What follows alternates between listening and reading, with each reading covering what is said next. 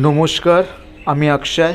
আগের ক্লাসে আপনাদেরকে বুঝিয়েছিলাম গোল্ডেন রুল অ্যাক্টিংয়ের তিনখানা: অডিবিলিটি, ভিজিবিলিটি অ্যান্ড ট্রুথফুলনেস।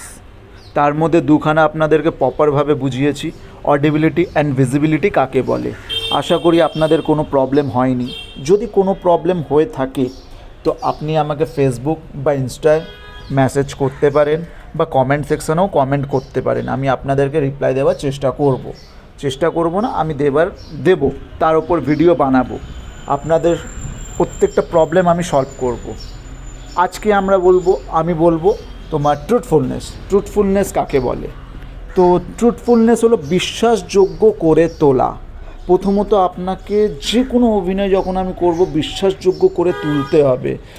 কারণ আপনি সায়েন্স ফিকশন মুভি দেখেছেন।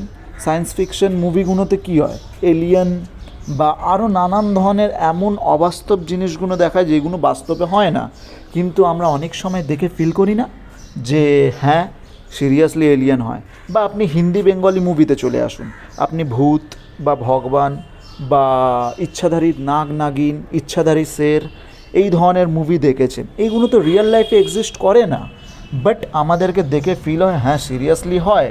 আজকে যদি বলেন না ভগবান তো এক্সিস্টে আছে, হ্যাঁ আছে, কিন্তু এটা আমাদের মনে আছে। আমরা কি চোখে দেখেছি? কিন্তু মুভিতে আমরা চোখে দেখতে পাচ্ছি, ভূতকে চোখে দেখতে পাচ্ছি। তো যে কোনো জিনিসকে আপনাকে বিশ্বাসযোগ্য করে তুলতে হবে, তার মধ্যে একটা আত্মা দিয়ে দিতে হবে যে কোনো ক্যারেক্টারের মধ্যে।